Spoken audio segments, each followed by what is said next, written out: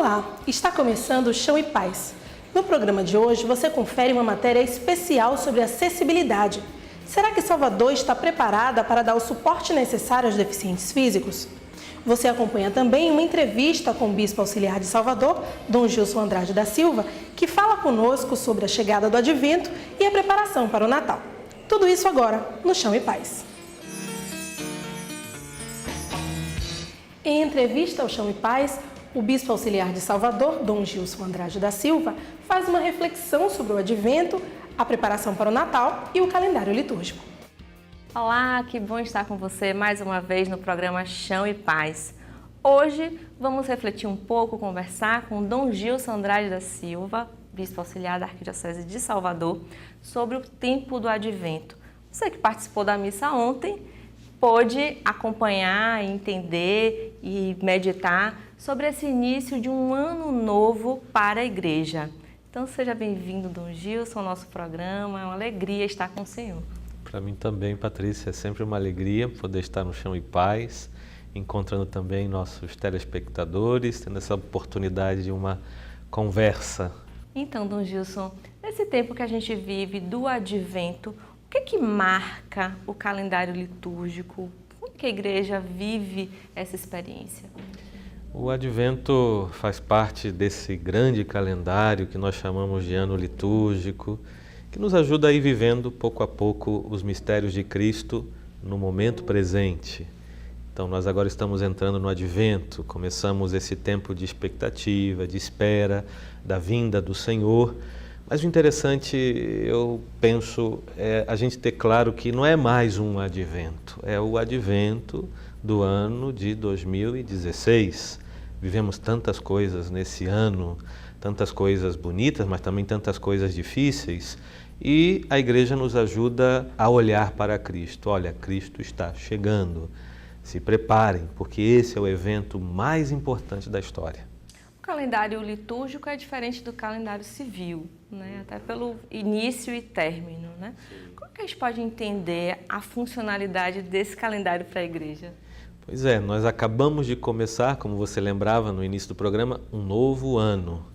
Esse novo ano, ele começa com uma preparação para a chegada de Cristo, mas ele vai se encaminhando para chegar até a Páscoa e ao fim da história, que é o Cristo glorificado. Por isso celebramos na semana passada a festa do Cristo Rei, lembrando que toda a história tem um sentido, tem uma direção. A nossa história não caminha assim, dando voltas, repetindo as coisas, mas ela vai ao encontro da vida, do autor da vida, da verdade, aquele que é o sentido de tudo.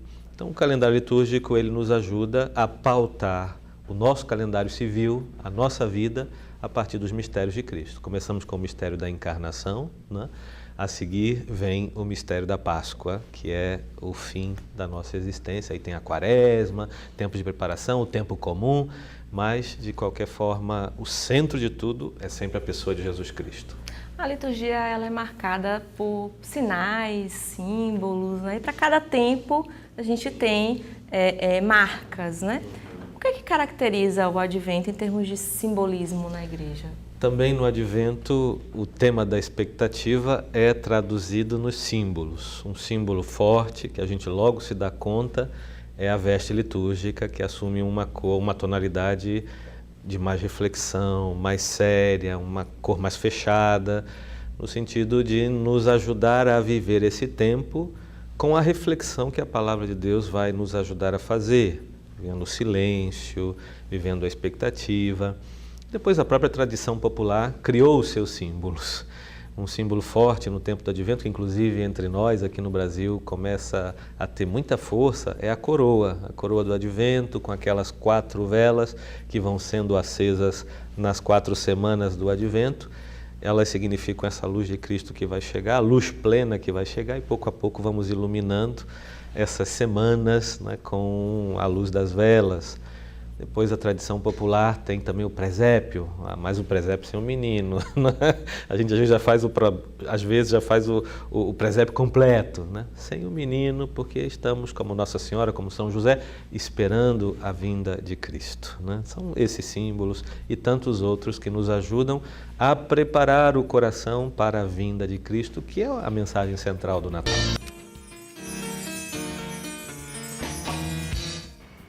Em época de crise, nada melhor do que divulgar o amor. Em entrevista ao Chão e Paz, Dom Gilson esclarece a importância de celebrar o Natal e de fazer de Jesus a sua maior alegria. A gente vive num tempo de expectativas, de angústias também, né? Toda essa crise que o mundo vive, que não é uma crise só financeira, não é uma crise social, é uma crise de ideais também, né?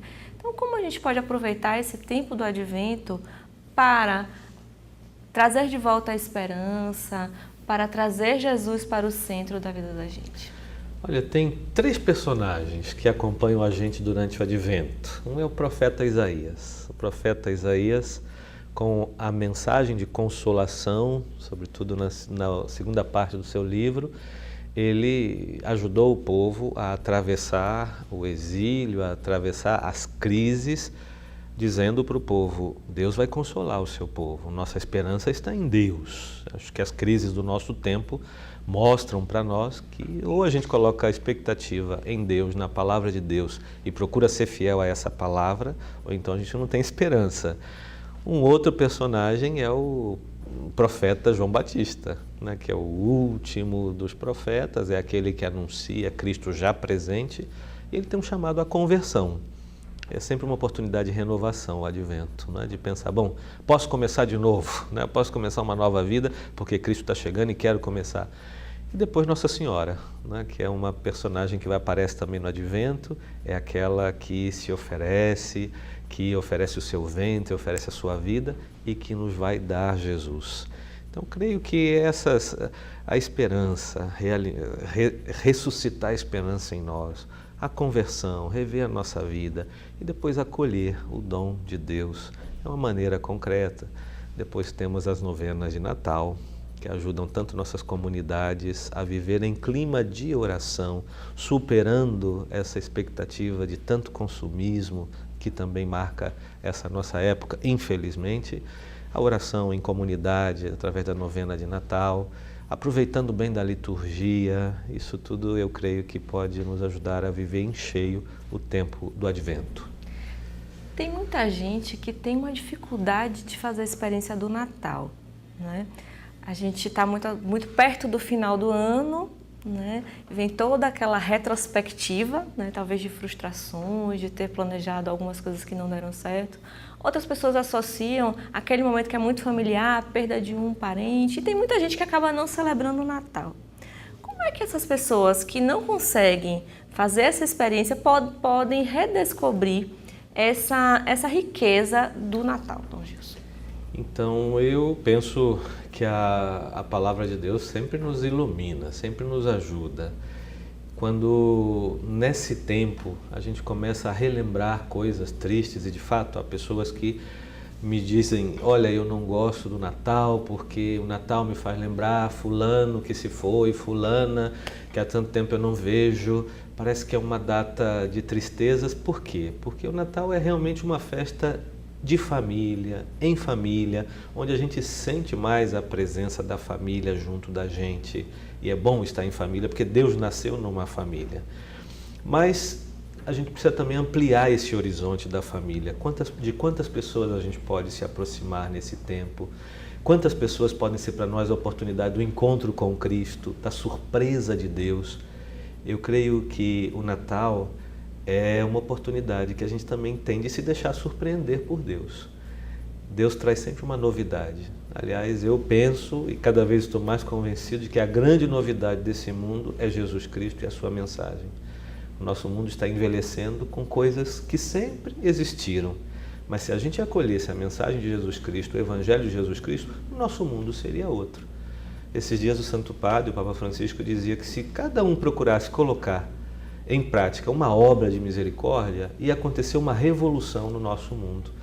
Então eu penso que essas pessoas podem redescobrir o lugar da caridade, do encontro com Cristo no pobre, no necessitado, abrir o coração para receber a alegria de Deus, não ficar com a sua tristeza. Né? Dar um sentido, né? Isso. Dar um sentido, que é um sentido para a própria vida também, certo. né, Gilson? Isso. A gente vive também nessa experiência de final do ano, com o Natal e o encerramento também do calendário civil, né, com a festa do Ano Novo, essa busca desenfreada pelo consumo, né? Então, todo mundo recebe, né, aqueles que estão trabalhando, o 13º, né, e tudo.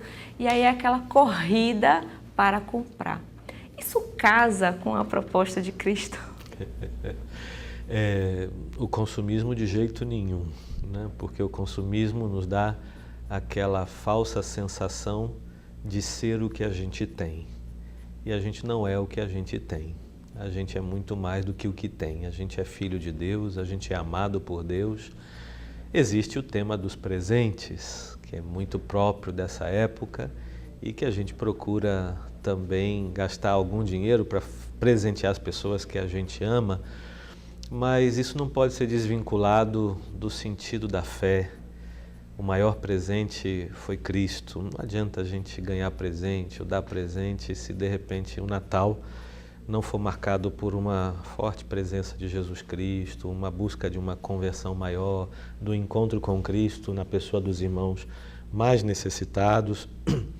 Então, de fato, o consumismo não combina conosco. Eu me lembro, o Papa Bento, anos atrás, dizia que nós, católicos, precisávamos dar um exemplo de uma vida mais austera no nosso mundo.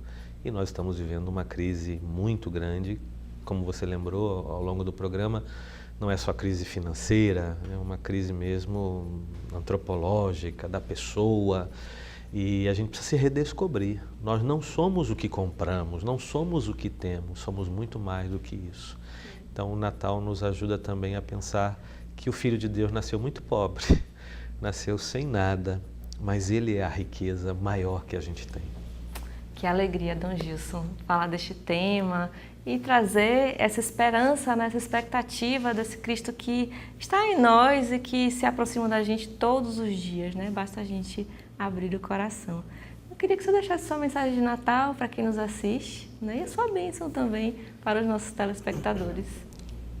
Você mencionou o tema da crise, né? Há muitas crises no nosso mundo e quem sabe haja crise até na sua família, você que está assistindo a gente. E por causa dessa sombra da crise, a gente pode pensar, o Natal esse ano vai ser um pouquinho obscuro. Não vai não, né? Porque no meio de uma noite escura, né, num lugar miserável, onde ninguém podia jamais imaginar que um ser humano pudesse viver, nascer, Deus se manifestou. E olha, nessas crises que nós estamos vivendo, econômica, política, moral, ética, antropológica, etc., é o lugar da estrebaria, é o lugar onde Deus também pode se manifestar e trazer novidade. Então convido você a abrir seu coração para acolher Jesus Cristo. Na fé, nossa fé católica, mas acolher também Jesus Cristo na pessoa de um irmão necessitado, que, atenção, pode estar aí do seu lado, viu? E desejo para você um santo, um feliz Natal, abençoado Natal, sem crise no seu coração, sem crise na sua vida, porque onde Cristo está, há sempre a possibilidade de um tempo novo, de um recomeço, de uma vida nova, de uma força nova. Que por intercessão de Nossa Senhora, de São José, o seu Natal seja abençoado. Em nome do Pai, e do Filho, e do Espírito Santo. Amém. Para que pessoas com deficiência possam transitar tranquilamente pelas ruas de Salvador, é necessário que se dê total acessibilidade a eles. A equipe do Chão e Paz percorreu as ruas da cidade na companhia de 2 deficientes para que eles testassem esse acesso. Essa rampa, ó pra aqui, para você desce ela, né? Olha o espaço que tem. Tem o espaço aqui que tem uma água e aqui tem mais ou menos 5 centímetros. Imagine uma pessoa numa cadeira de rodas, porque tem que passar aqui por esse espaço por onde escoa a água. Isso aqui tinha que ser nivelado com asfalto e por baixo passar um canal, uma manilha, qualquer coisa, que a água passasse por baixo e mantesse a rampa à altura do asfalto para que o cadeirante subisse, não. A Lei 13.146 de 2015, conhecida como Lei Brasileira de Inclusão, define a acessibilidade como o direito que garante à pessoa com deficiência ou com mobilidade reduzida viver de forma independente. Para que isso aconteça, é necessário que os prédios e estabelecimentos públicos e privados, assim como os transportes de uso coletivo, estejam adequados às normas de acessibilidade. Mas basta um breve passeio pelas ruas de Salvador para perceber que a cidade ainda está muito longe de cumprir essas regras. Convidamos 2 pessoas com deficiência visual para mostrar o quanto é difícil andar pela cidade sem encontrar obstáculos. Na Praça Castro Alves, em poucos metros, observamos buracos, irregularidades e até mesmo obras não sinalizadas. A rampa de acesso à praça apresenta um desnível perigoso e do outro lado da pista, o ponto de ônibus é uma surpresa para quem não consegue enxergar. Não tem um sinalizador, entendeu? Não tem... Você vai em Brasília, em Minas Gerais, tem placas em braille sinalizando que é ponto, entendeu? Escrito em braille que é ponto. Ponto para aqui, uma rampa para a pessoa subir. Lógico que teria que ter aqui a sinalização de que é ponto aqui no chão. São umas bolinhas que sinaliza para você parar. Se tivesse uma pista tátil, né? Sim. Ela viria, aí ela para e sinaliza com os pontos, que é o lugar onde você parar para esperar o ônibus. E teria sequencialmente outra pista seguindo, para direcionar para onde você ir. Se um deficiente visual ou cadeirante quiser chegar até o espaço cultural da Barroquinha, terá de passar por um caminho tortuoso, uma rampa em formato zigue-zague, sem corrimão, uma arquitetura confusa e perigosa para essas pessoas. É uma rampa e uma escada ao mesmo tempo. É muito engraçado isso. Porque eu não consigo entender aqui essa. Não, eu queria saber. Essa arquitetura. Olha só, eu queria saber em que normas eles se basearam para fazer essa... Porque, além de tudo, ela é... Parece uma armadilha, né? Exatamente. Isso aqui é uma armadilha, isso aqui é um... Olha só, se você seguir o traçado da rampa, ele vai para lá, parece assim exatamente. É um labirinto, E não tem corrimão, porque a rampa tem que ter corrimão, né? E você vê corrimão na rampa. O que eu entendo é que eles colocaram a rampa não só para cadeirante, mas para deficiente visual também. Mas não tem nada que proteja você cair de um lado ou de outro, você está entendendo? A pessoa com deficiência visual pode cair. Aí eu fico assim impressionada como é que você faz uma obra dessa, gasta dinheiro público e que norma você seguiu? Na Avenida 7, um deslocamento curto é um desafio para quem tem deficiência visual. Atravessar a rua pode ser uma armadilha quando a calçada é cercada por uma boca de lobo cheia de entulho. Ao longo do caminho, a pista tátil apresenta irregularidades, buracos, partes incompletas e pessoas. Sim, muitos daqueles que não têm limitações visuais não têm sensibilidade e até mesmo educação para trafegar e se tornam mais um obstáculo. É muito difícil, porque como vocês viram aí, entendeu? Todos os dias que a gente sai de casa, é um leão que a gente tem que matar em relação à acessibilidade, entendeu? Da nossa cidade. Uma cidade que tem uma gestão que fez tantas reformas, tantas coisas, e a gente simplesmente sai numa avenida como essa e a gente vê as dificuldades, entendeu? O piso tátil, que está fora das normas da ABNT, rampas inacessíveis e outras coisas, entendeu? Então, eu, na qualidade de conselheiro do Comped, às vezes sinto que nós estamos regredindo, porque é uma luta árdua, uma luta de muitos anos, entendeu? E continua, eu não vejo andar, continua a mesma coisa a cidade. Por meio de nota, a SUCOM, Secretaria Municipal de Urbanismo, citou o programa Eu Curto Meu Passeio como medida adotada para requalificar 120 quilômetros de passeios em 2 anos. De acordo com a Secretaria, existem atualmente 145 quilômetros de passeios já notificados, o que significaria requalificação garantida. As obras prevêem reconstrução de passeios planos e antiderrapantes, implantação dos pisos táteis e rampas para os cadeirantes. Graças a Deus que veio a LBI, né, para derrubar esse projeto. Eu particularmente achei um projeto eleitoreiro, na verdade, sabe? Assim, vou ser bem claro, porque eu não vi o empenho do poder público, entendeu?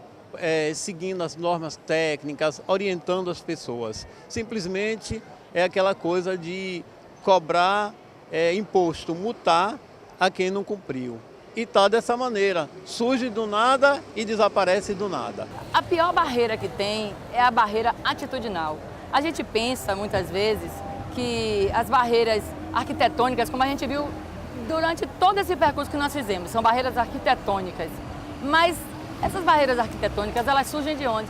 Das barreiras atitudinais, da atitude do gestor de não entender que a cidade de Salvador possui 700 mil pessoas com deficiência e essas pessoas têm o direito de transitar, de ir para a escola, de trabalhar. E a gente já viu que, infelizmente, só politicamente nós vamos ocupar nossos espaços. O Chão e Paz fica por aqui. Obrigada pela companhia nesta edição. Para falar com a nossa equipe, você já sabe, é só mandar e-mail para o chãoepaz@arquidiocesesalvador.org.br. Para rever essa e outras edições do programa, basta acessar www.arquidiocesesalvador.org.br. Para você, uma ótima semana, fique com Deus e até o próximo Chão e Paz.